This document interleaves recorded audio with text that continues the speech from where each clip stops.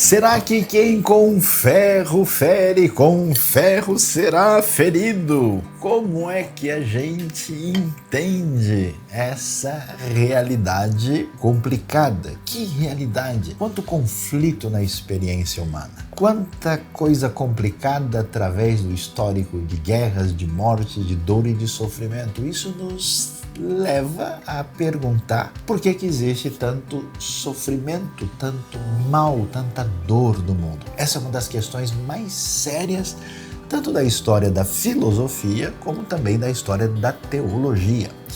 E a grande verdade é que ninguém consegue ter uma resposta racional tão completa sobre a realidade do sofrimento e da maldade neste mundo, na experiência humana. Mas quando a gente reflete um pouquinho mais sobre esse tema, a partir da perspectiva bíblica, tem tanta coisa interessante que a gente consegue entender. Primeiro, a própria Bíblia vai dizer que há uma distinção muito grande entre maldade e sofrimento.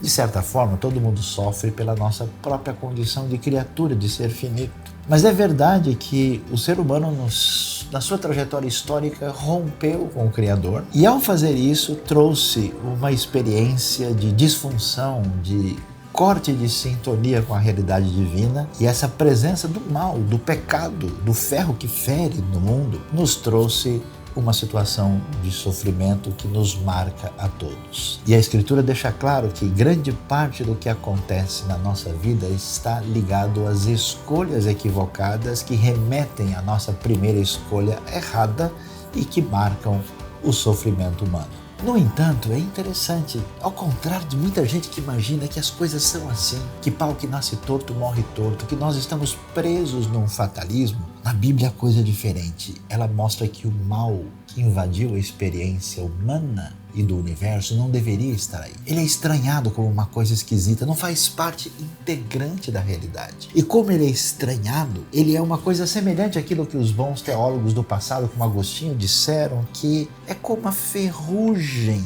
que consome o ferro. A ferrugem só existe enquanto existe ferro. Se não tiver ferro, a ferrugem desaparece. Por isso, numa expressão um pouquinho complicada, o mal não tem existência ontológica, ele não subsiste por si mesmo. Isso nos traz uma grande esperança, uma esperança que diz: o fim das armas de ferro chegará. Porque a esperança nos mostra que o mal, que é estranho e deve ser estranhado, rejeitado, confrontado, um dia será plenamente derrotado. Essa é a esperança de quem entende o problema do mal na realidade das Escrituras.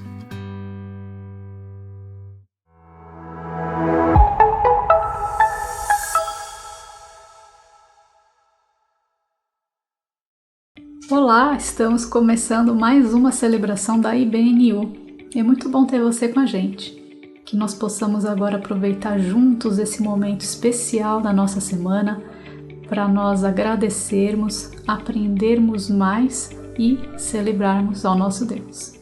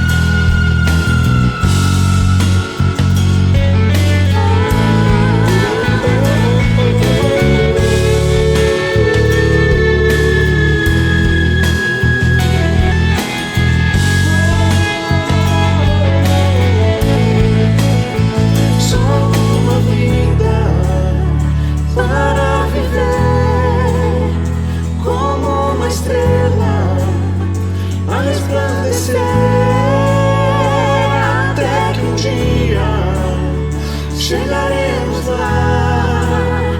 Em tua presença, Deus, tua presença, só uma vida para viver como uma estrela a resplandecer,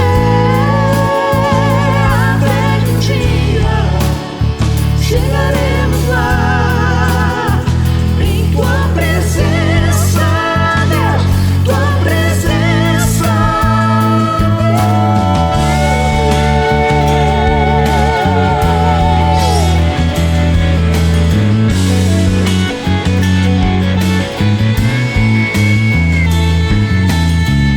Tua presença, Deus, tua presença, Deus, tua presença incomparável é.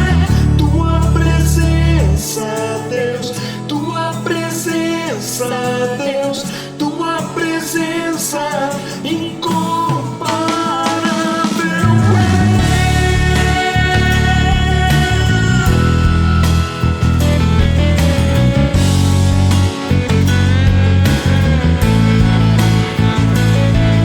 Eu ergo a voz ao céu e canto, aleluia, aleluia. Eu ergo a voz ao céu e canto, aleluia, aleluia.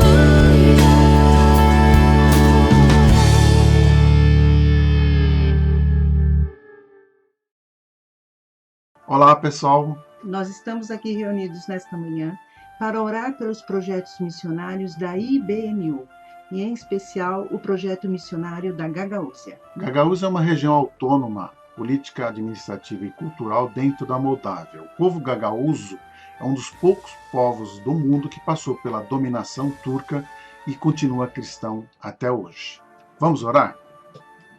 Querido Deus, amado Pai, que o Senhor nos abençoe nos projetos missionários da IBNU, em especial no projeto que estamos desenvolvendo na Moldávia, na região da Gagaúzia, Senhor.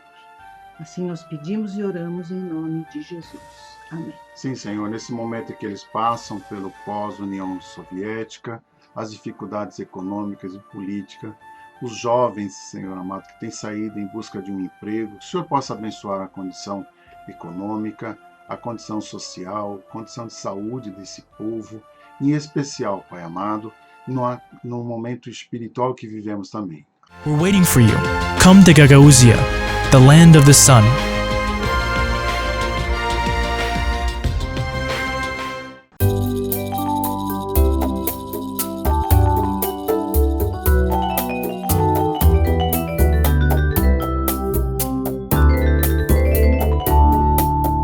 Ai, como dói, dói tanto e fere a separação. É como quebrar o encanto, perder de pronto a ilusão. Cristo, meu mestre amigo, quisera compreender, saber que essa hora amarga tinha que um dia acontecer. De que me valerá saber que o caminho é Jesus, vida, verdade e luz. Encontro-me a perguntar como equacionar a inevitável cruz que vem nos separar e a solidão com luz. Mostra-nos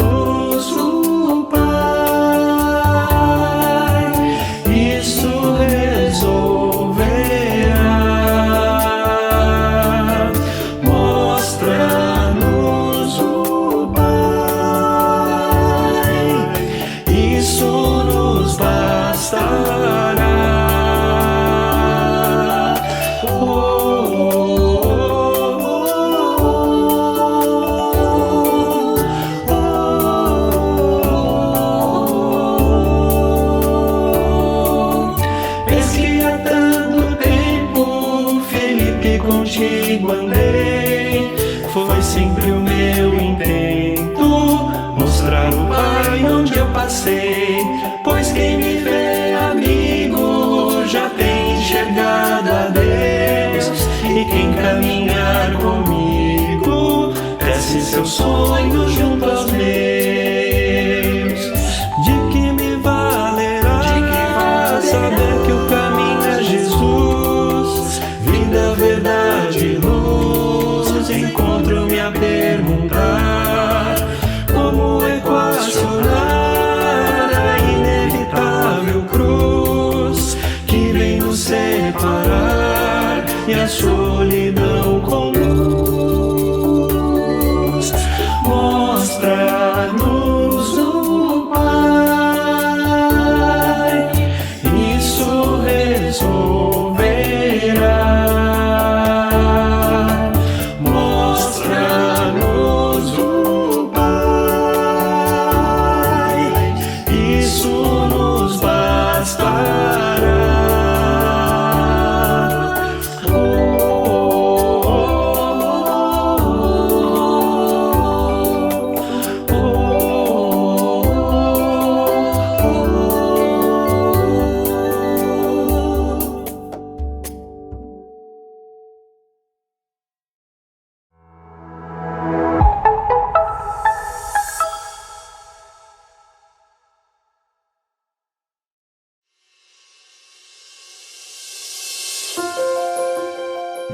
Bom dia, meu irmão, minha irmã, que a paz de Cristo esteja conosco.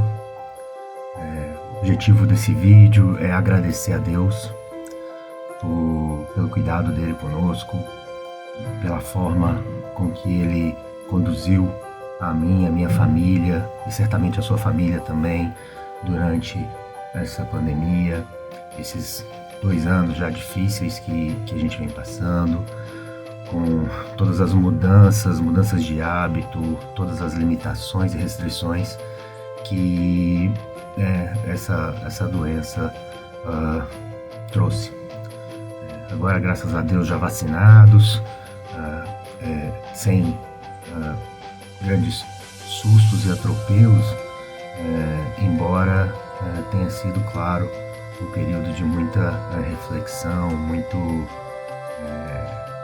cuidado, um com o outro também. Eu quero agradecer a Deus porque Ele sempre nos suportou nos momentos mais complicados desse período. A presença de Deus era constante.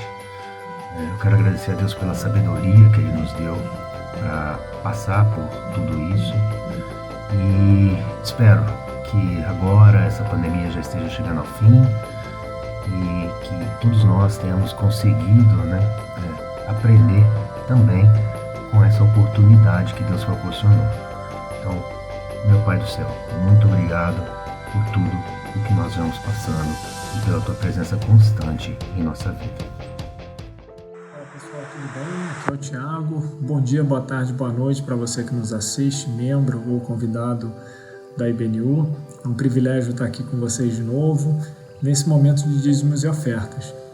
E é com muita alegria que eu queria falar um pouco sobre esse momento, porque a gente está, eu diria, atravessando aí uma boa parte dessa pandemia e eu espero, se Deus quiser, já partindo para o final dela. Digo isso porque muita gente está sendo vacinada, os cultos, as celebrações continuam sendo online, mas a gente já começa a ter celebrações ao vivo, A própria IBNU tem tido aí já alguns pequenos encontros, numa fase de teste, e é muito bacana isso. E nesse momento, então, eu queria lembrar de 2 Coríntios 9:7, Paulo ensina a gente para a gente ofertar, a gente poder doar, independente dos valores, mas com o coração, com alegria, E eu acho que esse é o momento, A gente está prestes aí a chegar ao final do ano, as coisas têm melhorado devagarinho, e que a gente possa se alegrar por isso, se alegrar na presença de Deus e poder retribuir, devolver um pouco de tudo aquilo que Deus tem colocado na nossa vida. Então, esse é o momento para você, membro da IBNU, poder retornar um pouco de tudo aquilo que Deus tem abençoado na sua vida. Você que nos visita ou que passa por aqui, fique à vontade, a gente não barganha fé na IBNU. você pode nos ajudar aí através do Pix ou da nossa conta, das nossas contas que vão aparecer aí no nosso vídeo. E fique à vontade, tá? É com muita alegria que a gente recebe essas ofertas. A gente espera sempre poder não só abençoar os projetos da IBNU de São Paulo, mas também ao redor do mundo. Então eu queria orar e agradecer nesse momento.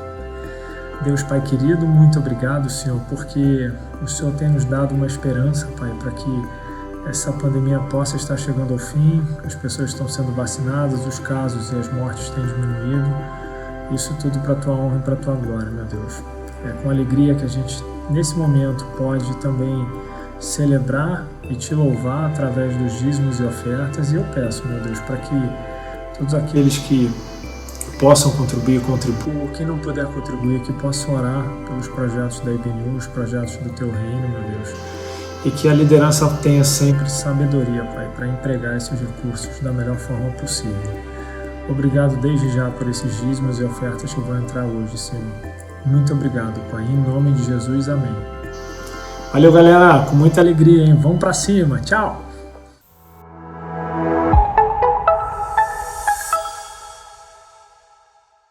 Seja bem-vindo ao nosso momento de meditação, de reflexão na Palavra de Deus, a hora da mensagem, aquilo que encontramos de ensinamento de Deus para a nossa vida. Então, sintonizados de coração e espírito, vamos refletir e hoje pensando no Salmo de número 106. E o nosso tema, o assunto da nossa reflexão hoje será: o pecado não mora ao lado. Talvez muita gente tenha tido lembrança aí na história do cinema, um filme que fez sucesso e foi chamado O Pecado Mora ao Lado. E esse título e até mesmo a temática, né, que aparece aí está muito relacionado com essa questão do pecado, primeiro visto de maneira muito limitada, né, e sempre focalizado assim como uma espécie de tentação externa, de algo que vem de fora e tenta nos atingir.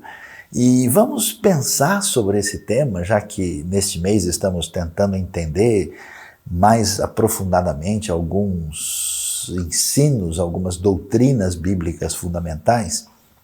E é interessante ver o que o Salmo 106 tem a nos dizer.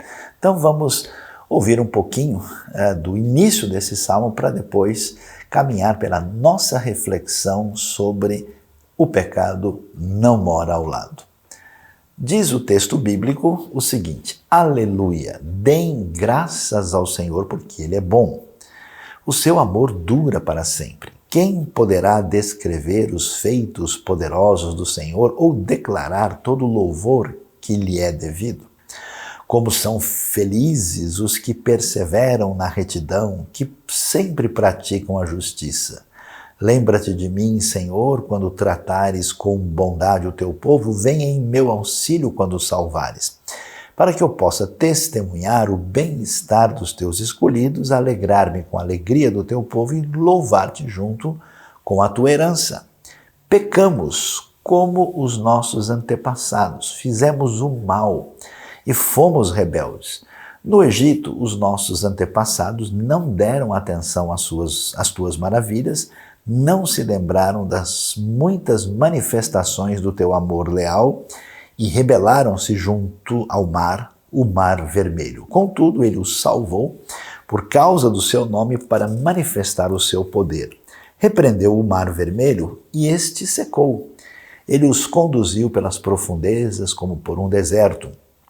Salvou das mãos daqueles que os odiavam, das mãos dos inimigos os resgatou. As águas cobriram os seus adversários, nenhum deles sobreviveu. Então creram nas suas promessas e a ele cantaram louvores. É muito significativo prestar atenção neste salmo e entender como é que ele está localizado aí no Saltério, né? Você certamente vai se lembrar, o livro de Salmos é o maior livro do Antigo Testamento, com 150 capítulos, E ele, na verdade, é dividido em 5 livros menores. E esse salmo marca o final do 4º livro, de modo que do 107 até o final nós temos aí o chamado 5º livro dentro do Saltério. O curioso é que o Salmo 106 não está sozinho, né? Ele faz parte daquilo que a gente pode chamar de uma trilogia, né? Que começa com o Salmo 104, de maneira que o Salmo 104, por exemplo, depois você pode ler com atenção e observar que é todo um louvor, um cântico de celebração ao Deus da criação, né? O Deus que é o dominador de todo o espaço, aquele que é criador e sustentador de tudo que existe. No Salmo 105, aí o foco sai do espaço e entra no tempo. E aí nós vamos ver como o texto trabalha o Deus na sua intervenção na história, né? Como ele realizou os chamados feitos poderosos do Senhor, a libertação de Israel, tudo o que aconteceu no eixo da história. E no 106 aparece um enfoque agora diferente, é como é que Deus age e escolhe o povo que é marcado por rebelião, por desobediência e pela palavra forte definida, como nós lemos no verso 6, pecamos como os nossos antepassados, fizemos o mal e fomos rebeldes. Como é que nós entendemos esse salmo? O que ele nos ensina sobre essa palavra que se tornou assim um pouco assustadora para muita gente no mundo de hoje, que é exatamente a palavra pecado, e como é que entendemos o que ele tem a dizer que é valioso e importante para a nossa vida como discípulos de Jesus Cristo. O começo do Salmo 106 é interessante, porque ele é um convite para a gente dar graças ao Senhor, porque o amor de Deus, a sua lealdade, né, esse hesed divino dura para sempre. E ele começa tão positivo, né? Quem é que consegue descrever tudo que Deus faz com os seus, né, atos poderosos, e quem recebe toda essa mensagem, né, e persevera na retidão, essas pessoas são felizes. E o salmista, vendo quem Deus é, nessa sintonia ainda com o Salmo 105, ele pede a Deus que se lembre dele, que o abençoe, né, para que ele possa, inclusive, contar para todo mundo, né, isso que significa desfrutar da bênção desse Deus criador, sustentador e abençoador do povo através da história. Daí ele entra nessa questão do pecado que marca a realidade do povo, esse povo que agiu de uma maneira a transgredir as diretrizes divinas, e também mostra que essa realidade está presente no momento da história do salmista. Aliás, essa consciência ligada à questão do pecado, ela é muito forte na Bíblia, e até além do que a gente imagina. É interessante, por exemplo, que Neemias, quando ele vai fazer uma oração, né, sobre a situação do povo, ele inclusive fala que ele está pedindo perdão e confessando o pecado que inclusive tem a ver com o que foi feito pelos antepassados. De modo que a ideia bíblica é que o conceito de pecado, a ideia que o texto deixa claro para a gente é que o pecado é uma realidade. Ele tem uma referência absoluta. E essa referência é derivada do fato de que existe um Deus, que esse Deus é um ser pessoal e que ele tem referências que são diretrizes para o universo e para a nossa vida, e quando nós ultrapassamos essas referências, nós pecamos. Por isso, a vontade divina expressa nas diretrizes de Deus, nas suas instruções, que é na sua lei, né? Na expressão do Antigo Testamento, na Torá do Senhor, o pecado, portanto, tem essa definição que significa a transgressão da lei. Isso é importante por quê? Porque quando a gente pensa em pecado, ou algum tipo de erro, ou qualquer coisa que possa ser classificado como algum tipo de desvio, de equívoco, de falha, de crime. A pergunta que se levanta é com referência a quê? Qual é o critério para a gente estabelecer quando uma coisa é errada e quando ela não é errada? Muita gente trabalha com a ideia do pecado definida apenas por dois fatores essenciais. Um é o que a gente chama de fator sociológico, ou seja, a ideia é que não existe realmente nenhum pecado. O que existe é uma combinação de uma sociedade com respeito às regras que são adequadas e são vantajosas para aquele grupo social. Então isso significa que numa sociedade um certo tipo de comportamento é aceitável e na outra sociedade isso não é aceitável. É como se fosse assim, vamos dizer, regras dos esportes, né? Olha aqui, pegar a bola com a mão é falta, né? Aqui pode pegar a bola com a mão sem problema nenhum. Então, as sociedades se definem, né, de uma maneira em que elas, através das suas tradições, da sua organização, dos seus líderes, elas estabelecem certas regras que, por si só, essa é a ideia, não seriam nem certas nem erradas. São apenas o que a gente pode chamar fruto de uma convenção social. A dificuldade séria que nós temos com essa ideia é que ela parte do pressuposto que não há nada absoluto. Por exemplo, o assassinato, o estupro, um genocídio, a partir desse pensamento, nunca poderia ser de fato condenado. Por isso que é interessante a gente ver, por exemplo, que nós temos diversos grupos humanos no mundo com práticas assim que, olhando para a nossa tradição aqui, a gente olha e diz, nossa, esses costumes são absurdos. Como alguém pode, por exemplo, pegar uma criança que tem uma aparência diferente e deixar na floresta para que ela seja comida pelos bichos, porque há uma crença de que aquela criança não é bem-vinda. Como a gente pode dizer, por exemplo, que o que acontece num contexto, por exemplo, dos campos de concentração nazista, era apenas o ponto de vista deles, né? E, na verdade, dentro daquela sociedade não havia problema. Isso, vamos assim dizer, traria, como traz, um caos completo, no sentido de que as pessoas não fazem ideia qual que é o desdobramento de um relativismo ético e moral quando não existe princípio, quando não existe delimitação ou qualquer tipo de normatividade. Os problemas são realmente muito sérios e complicados. Outras pessoas têm uma outra ideia a respeito de pecado.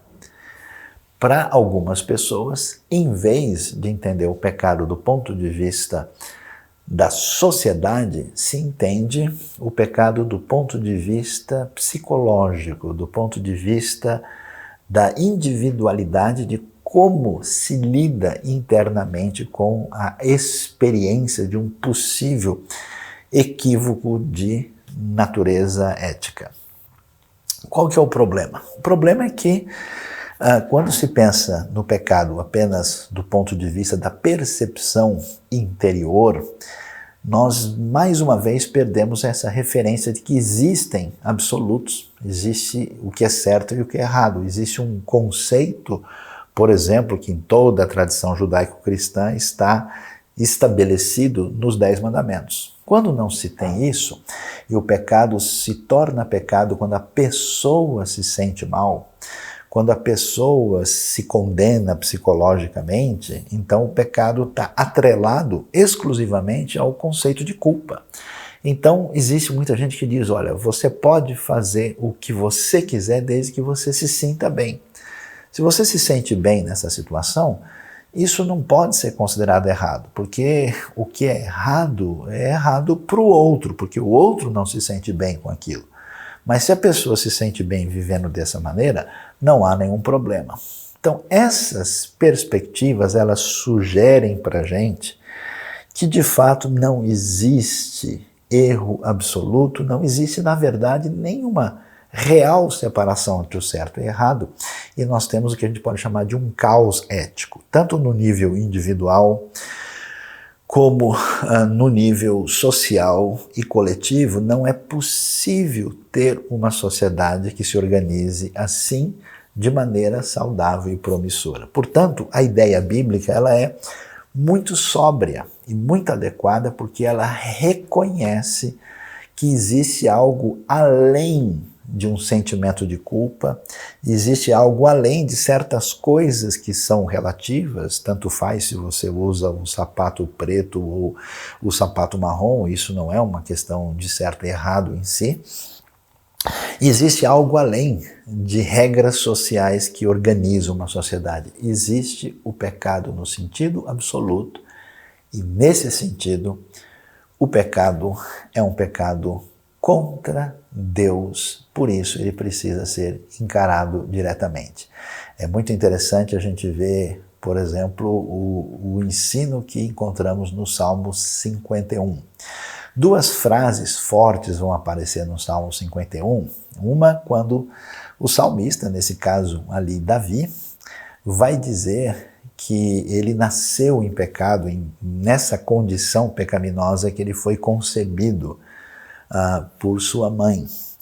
E ele vai confessar o seu pecado diante de Deus, e aí você tem o Salmo 51 e o Salmo 32 que estão juntos nesse episódio, e a frase interessante é: contra ti somente pequei.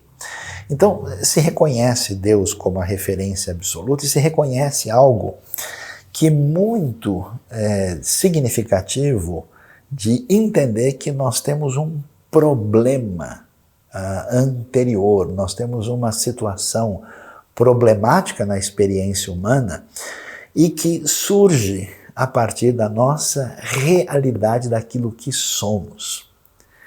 Portanto, o conceito bíblico, a ideia que trata sobre o pecado é que inerentemente na natureza humana existe algo problemático que inclusive tem sido reconhecido através da história por muitos pensadores e estudiosos que refletiram sobre o assunto, inclusive gente que não tem ligação com a tradição cristã no sentido de afirmar as verdades que aparecem nas Escrituras.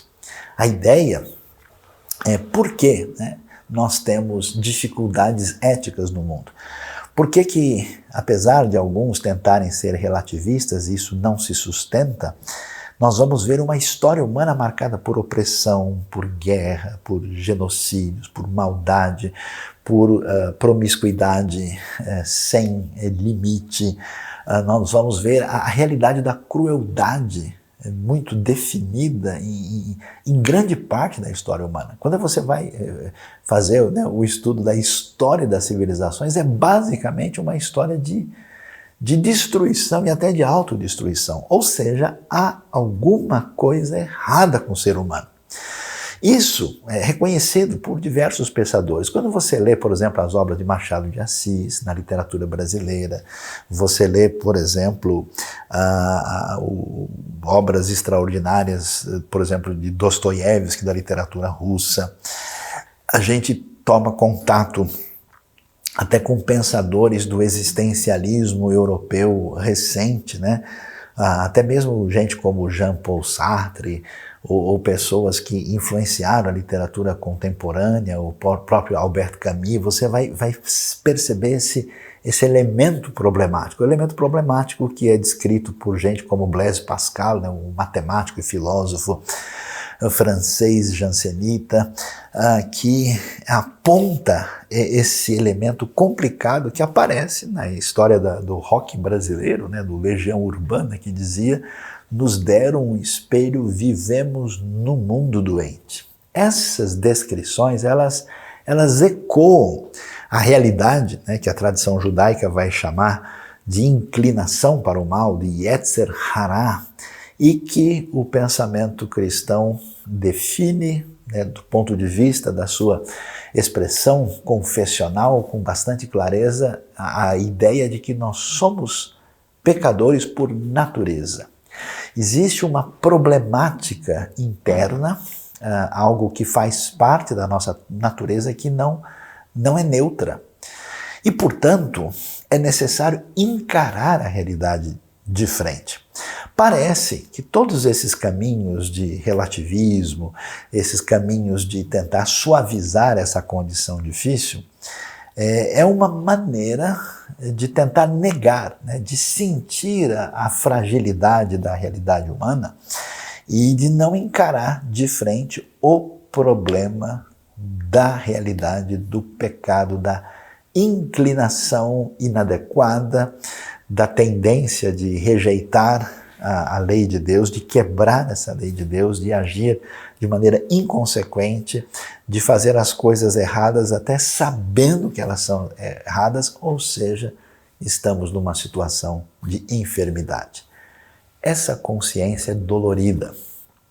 Por isso que alguns filósofos que ressaltaram essa condição humana, eles chegam às raias do desespero, eles chegam às raias de uma proposta de que o ser humano está numa situação sem saída. Desde a época do pensador dinamarquês Søren Kierkegaard, que chegou a dizer frase do tipo que o pecado e o ser humano são a mesma coisa, existe gente que se entrega ao sentimento negativo da sua fragilidade ética e sucumbe, vamos dizer, aos elementos negativos decorrentes dessa consciência. Mas como é que a gente lida com isso? É interessante observar que a Bíblia nos convida a uma atitude corajosa de enfrentar a realidade dessa fragilidade profunda que nós temos no que diz respeito à condição pecaminosa. Eu gosto de me lembrar de uma frase importante do famoso literato britânico C.S. Lewis. Ele disse certa vez que ninguém jamais entenderá a problemática do mal nesse mundo se não decidir enfrentá-la com todas as suas forças. E é por essa razão que o texto bíblico nos apresenta todo o ensinamento em torno dessa questão. Primeiro, ele enfatiza a realidade de Deus, do seu poder, da sua justiça e da sua bondade. Quer dizer, é claro, né? Não há condição de se você enfrentar o mal se você não tem parâmetros de defini-lo, né? Como quem faz o diagnóstico de uma doença. Não tem como tratar onde está o tumor e como lidar com ele sem percebê-lo adequadamente. Mas, ao mesmo tempo, mostra-se ali um Deus bondoso e um Deus que interfere nesse processo para, vamos assim dizer, trabalhar a terapêutica da realidade dessa presença do mal. Essa presença profunda que alguns estudiosos da teologia na história resolveram chamar de depravação total do ser humano, né, de condição frágil e que é, de fato, uma realidade. Por isso o texto bíblico trabalha com isso com uma certa naturalidade. Ele vai dizer, desde, por exemplo, de Gênesis 6, da história do dilúvio, né, que a inclinação do coração do ser humano, desde muito novo, era somente para o mal, constatando essa realidade. Quando a gente lê o Salmo 106, você vai ver como isso é forte nos Salmos, porque olha como ele passa, né, da descrição bela e extraordinária para a problemática profunda que existe nessa condição humana. Ele vai dizer, né, Senhor, quem pode descrever os teus feitos poderosos, né? Lembra-te de mim quando tratares com bondade o teu povo. E aí, quando ele termina toda essa descrição assim convidativa, ele diz, pecamos como os nossos antepassados, fizemos o mal e fomos rebeldes. Ele não diz, olha, a gente cometeu alguns equívocos, olha, a gente foi refém de uma situação inescapável, a gente foi influenciado por gente ruim que nos atrapalhou. Não, ele assume, né? É a sua condição que envolve o reconhecimento do pecado, assume a sua responsabilidade como sujeito moral diante da história e fala desse comportamento que, aliás, é recorrente, né? Nós fizemos de novo o que os nossos antepassados já tinham feito. E aí ele vai mostrar aquilo que é bem diferente do que muita gente imagina hoje. Porque muitas pessoas imaginam o seguinte, olha, se alguém está fazendo alguma coisa errada, Isso não pode vir da pessoa. Deve ser, né, como pensava Jean-Jacques Rousseau, a influência do ambiente à volta, né? Porque o ser humano sozinho, criado num ambiente natural e tranquilo, ele não vai fazer nada na direção errada, né? Existe o famoso mito do bom selvagem.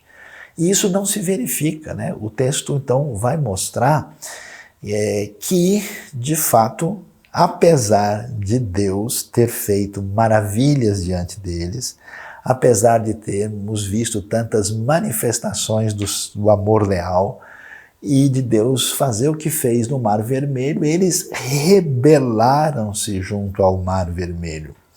E é interessante que, apesar dessa radicalidade das tendências humanas, que é algo bem mais sério do que a gente imagina, Deus não desiste e continua lidando com eles. Então, o primeiro passo na nossa vida, se a gente quiser viver a vida que deve ser vivida, é ter a coragem, a consciência e vencer, vamos dizer, as nossas defesas de descobrir que aquilo que a gente faz de errado, a gente faz porque decide fazer errado. Não é culpa simplesmente do governo, não é culpa simplesmente da nossa criação, não é culpa do ambiente, da sociedade à nossa volta.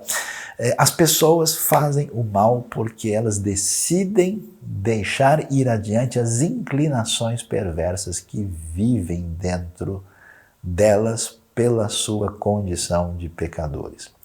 Isso é profundamente libertador. Por quê?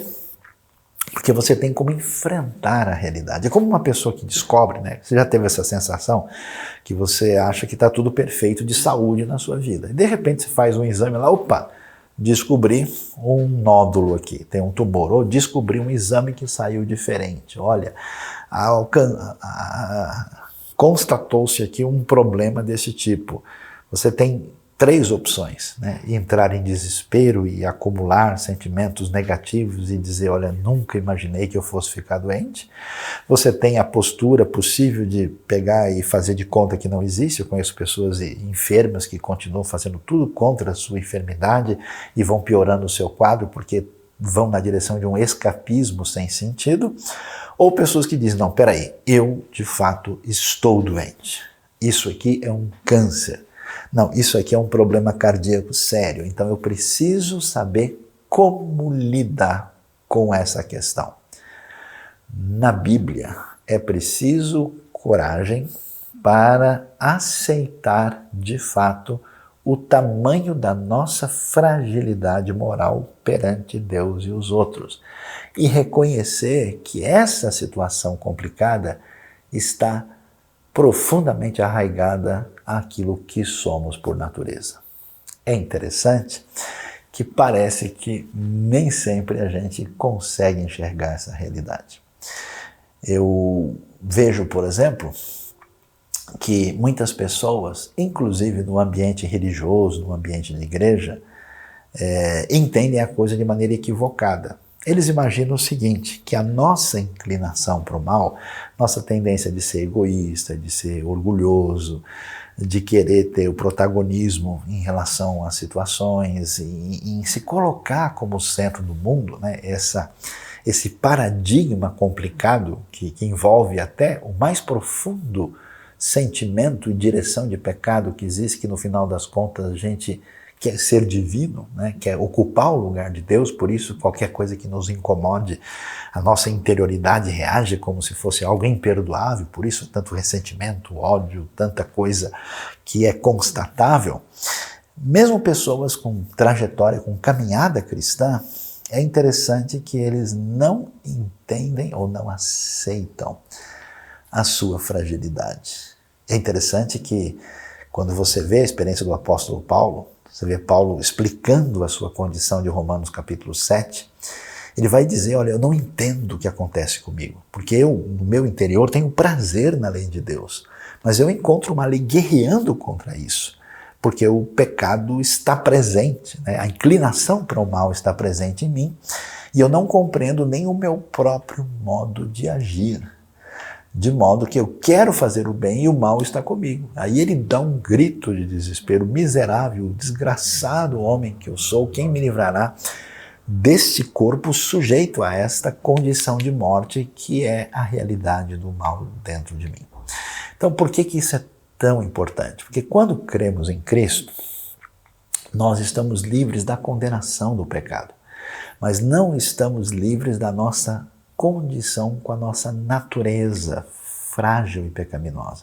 E isso gera na gente, deve gerar em nós, uma postura atenciosa. É como uma pessoa, por exemplo, que descobre que tem diabetes, ou que tem uma condição cardíaca X, ou que tem um problema de saúde tal. Essa pessoa, ela muda o seu estilo de vida. Ela sabe, eu não posso comer essas coisas, eu não posso fazer isso, eu não posso ter tal esforço. Ela redimensiona a sua vida. Quando a gente faz isso, a gente reconhece a nossa condição real e começa a descer do pedestal, a tirar a máscara. Toda vez que alguém tem uma postura de juízo muito forte, toda vez que uma pessoa tem uma postura que a gente percebe em que o indivíduo está buscando um processo de autossalvamento, né? É como a pessoa que tem uma doença terminal e acha que ele vai curar isso com aspirina. Toda vez que uma pessoa faz um processo desse jeito, parece que ela não reconheceu a sua condição semelhante ao que Davi reconheceu na sua restauração, quando ele diz, olha, eu reconheço que eu tenho um problema, vamos assim dizer, de fábrica. Eu tenho uma condição difícil que me leva a ter um conflito profundo e sério com o meu Criador, com o próximo e até comigo mesmo. Por isso é tão importante entender e reconhecer essa condição pecaminosa. Agora, quando a gente pensa sobre isso, alguém diz, nossa, ô Sayão, para com isso, parece que está descrevendo um monstro. Bom, podemos dizer que a história humana é marcada por monstruosidades, mas o fato de a gente ter esse problema não quer dizer que todas as nossas atitudes, pensamentos e sentimentos sejam crueldades atrozes. O ser humano também é feito à imagem e semelhança de Deus. Tem suas qualidades decorrentes da criação e não quer dizer que todos os seus atos sejam monstruosidades, mas quer dizer que todos os seus atos estão maculados de alguma maneira. Neles está presente essa condição humana, mesmo que o ser humano tenha tantas coisas favoráveis e positivas. A Bíblia mesmo apresenta, né, elogios à conduta de diversas pessoas e, num certo sentido, muitos de nós temos muitas virtudes que evocam realmente essa realidade, dessa origem da criação, né, divina que está presente em nós, o fato de sermos imagem e semelhança de Deus, mas nós não podemos perder essa referência e não podemos deixar de perceber a complexidade que envolve a realidade do pecado. Isso quer dizer que a gente vai se surpreender, a gente vai se magoar egoisticamente, sem explicação, a gente vai ter uma tendência a ter um papel inadequado perante os outros, a gente vai ter uma postura de querer sempre defender os nossos erros, e aí nós precisamos ser confrontados por Deus para que haja cura na nossa vida. E, na verdade, mesmo, aí acho que está a maior radicalidade do pecado que eu possa contemplar. Mesmo com os aspectos mais positivos e favoráveis do agir divino em nossa vida, é fácil, pela nossa condição pecaminosa, se esquecer disso, se afastar disso, não considerar isso, mostrar uma atitude de rebelião, de ingratidão. E eu acho incrível como tanta gente tão abençoada, com tantas coisas favoráveis, mostra a atitude dos israelitas no deserto, né? Puxa vida, por que a gente não tem coisa melhor? Vamos entregar a nossa liberdade e voltar à escravidão no Egito, porque a gente não quer ficar aqui nessa condição no deserto. E a gente precisa então vigiar o nosso coração, porque o coração não trabalhado por Deus sempre se apegará a aspectos negativos que são derivados desse jeito inadequado de lidar com a nossa fragilidade, a fragilidade do pecado. Ou seja, em resumo, o ser humano faz isso. Ou ele nega e esconde a realidade do pecado o tempo todo e a partir daí perde as referências e se entrega a um caminho de perversidade, maldade, anulando a sua consciência, ou ele, quando não consegue segurar esse dique que está quebrando, explodindo lá dentro, ele simplesmente se entrega aos elementos negativos e entra numa espécie de situação tão desesperadora quando a vida parece não ter mais sentido e todos os aspectos ruins parecem dominar nosso pensamento, nosso sentimento, como se vê em grande parte de uma cultura que resolve bater de frente com o que Deus nos apresenta. Interessante ver a continuidade desse Salmo 106. Ele vai mostrar que Deus vai atrás e age na direção de abençoar os israelitas. É curioso a gente observar que a maior dificuldade de lidar com a questão do pecado, que quando a gente não consegue segurá-lo mais e, vamos dizer, vaza os desdobramentos do pecado dentro da nossa vida, do nosso coração, bate a angústia, o desespero e surge uma vontade muito forte de autorredenção. Eu diria que essa é a matriz de muito daquilo que a gente chama de religião. Não é à toa que Jesus bate de frente com religiosos que tinham atitudes hipócritas, perversas e usavam até a lei de Deus para o seu próprio benefício. E Jesus bate de frente porque a raiz desse processo todo é de justiça própria e de autorredenção. Quando a gente tem dificuldade de entender quem Deus é, por isso o Salmo é muito especial, e de mostrar como é que Deus age, a gente tem dificuldade de enxergar o amor, a bondade, o poder de Deus e perde a sensibilidade, é que o pecado adoeceu essa capacidade de captar isso que é tão poderoso e importante para a nossa vida quando Deus trata com a gente. Por isso, nós vamos ver o texto nos mostrando que, apesar de estar claro que nós pecamos, fizemos mal, fomos os rebeldes, fizemos o que fizemos no Mar Vermelho, Deus não desiste e Ele os salvou das mãos dos que os odiavam. Deus foi atrás e eles até reagiram inicialmente de maneira favorável e lá na frente é muito interessante a gente ver e como isso é valioso. Como é que Deus reage com relação a tudo que aconteceu? O verso de número 40 vai nos dizer: por isso, acendeu-se a ira do Senhor contra o seu povo, e ele sentiu aversão por sua herança. Entregou-os nas mãos das nações e os seus adversários dominaram sobre eles. Os seus inimigos os oprimiram e os subjugaram com o seu poder. Ele os libertou muitas vezes, embora eles persistissem em seus planos de rebelião e afundassem em sua maldade. Muito importante entender a reação divina diante do mal. Talvez uma das coisas mais assustadoras diante da realidade do pecado não é tanto, vamos dizer, apenas a sua relativização ou a maneira de tentar conceituá-lo de uma maneira diferente. Acho que a coisa mais assustadora é a indiferença diante das coisas mais cruéis. Eu tenho ficado assustado quando eu vejo gente, por exemplo, falando de infanticídio, falando de estupro coletivo, falando de pedofilia, falando de morte. Recentemente, por exemplo, nós tivemos o caso das mortes de pessoas que nada tinham com isso, que estão morrendo no conflito que acontece pelo novo regime que tomou o controle do Afeganistão.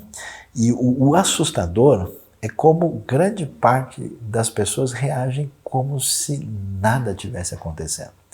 Essa insensibilidade a gente vê até nos canais de notícia, né, que simplesmente acabam de mencionar um evento esportivo, fazem a propaganda de um produto alimentício e depois conta a história do genocídio de uma aldeia como se isso fossem produtos da mesma prateleira.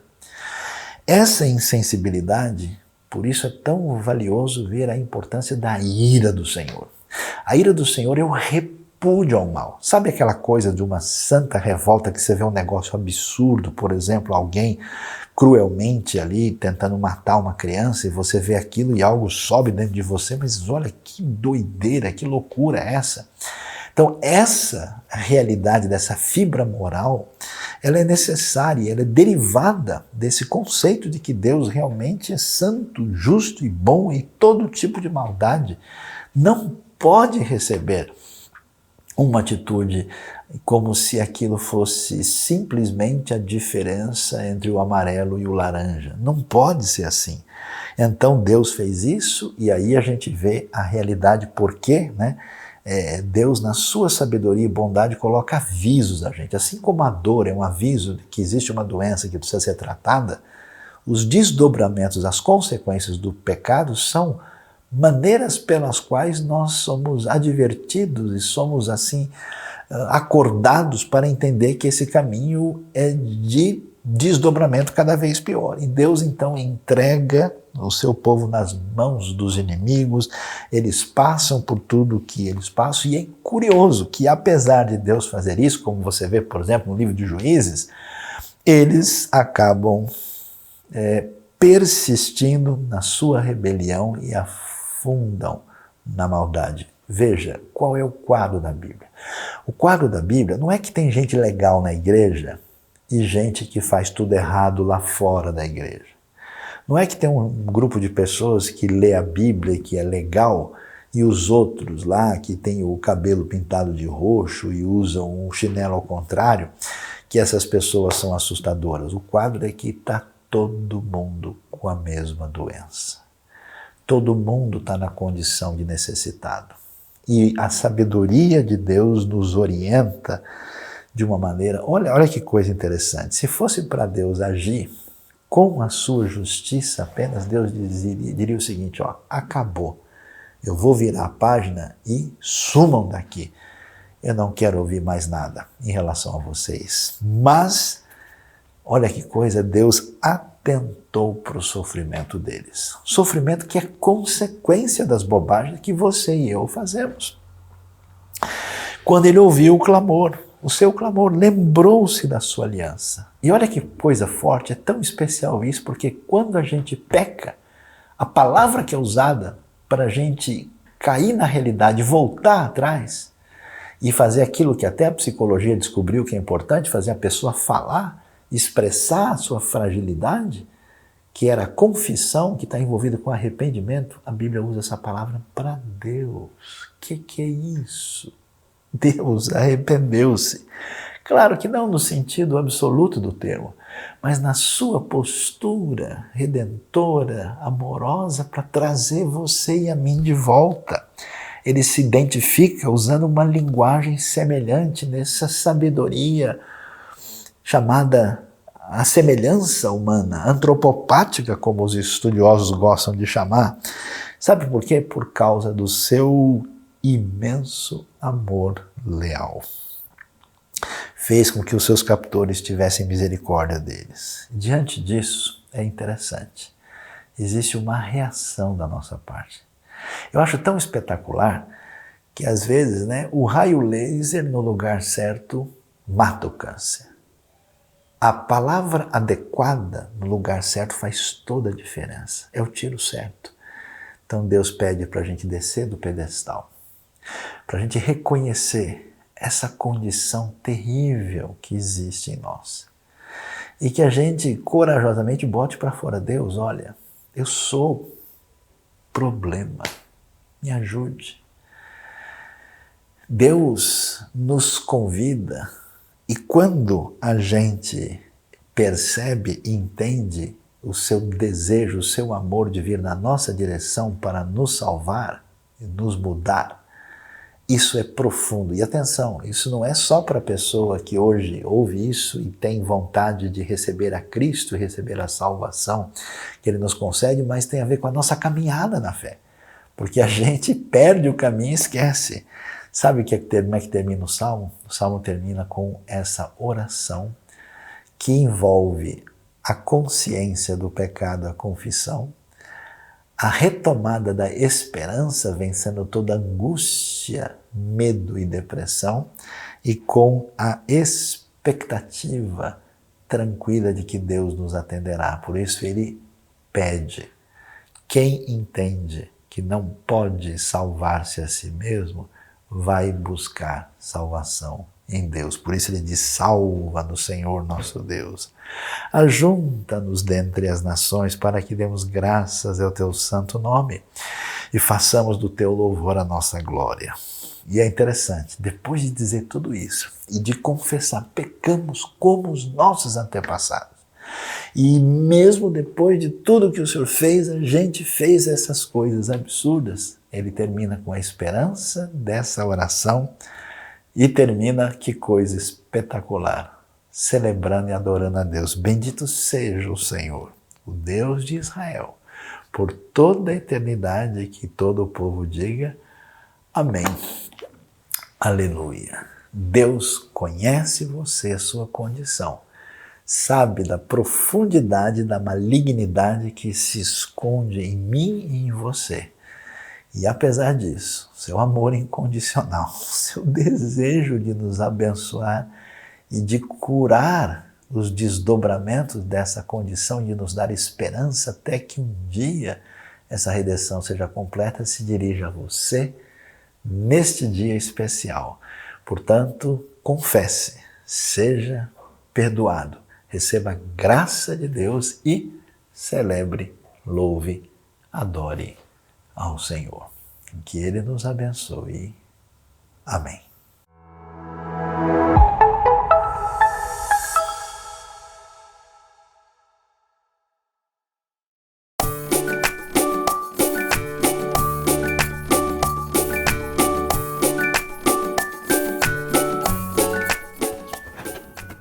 Oi, turminha, tudo bem? Gente, quanto brinquedo!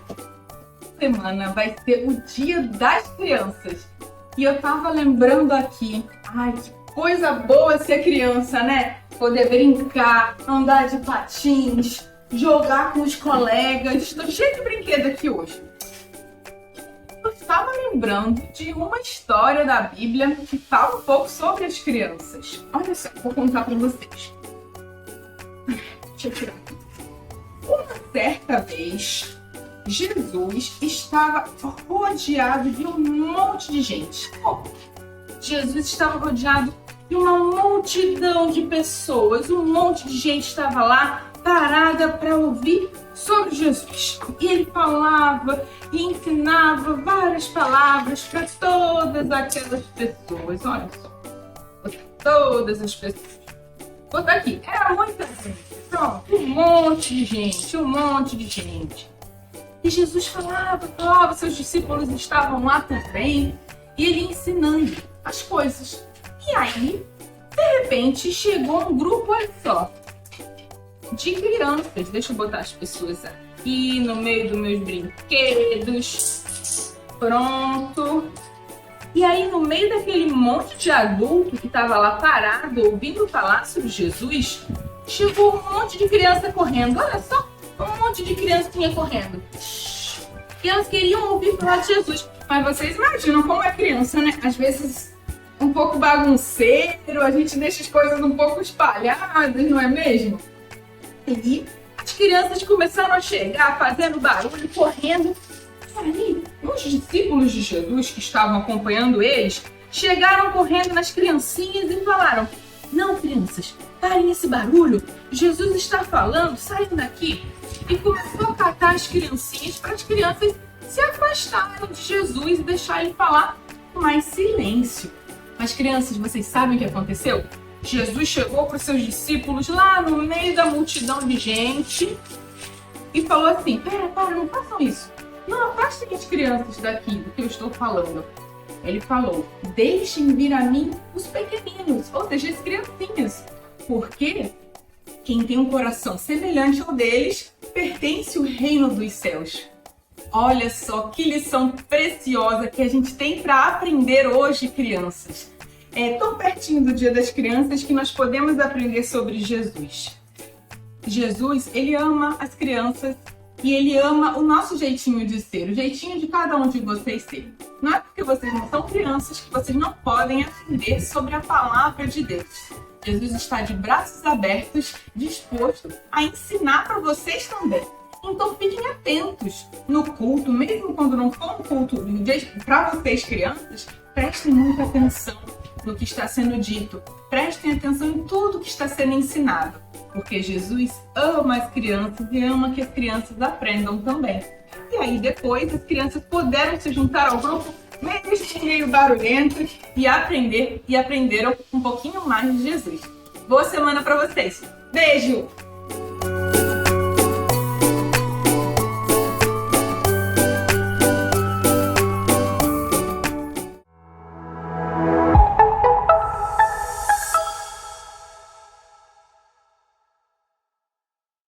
No próximo sábado, dia 16 de outubro, a partir das 10 da manhã, vai ser o nosso Oktober Kids. Uau, e que legal!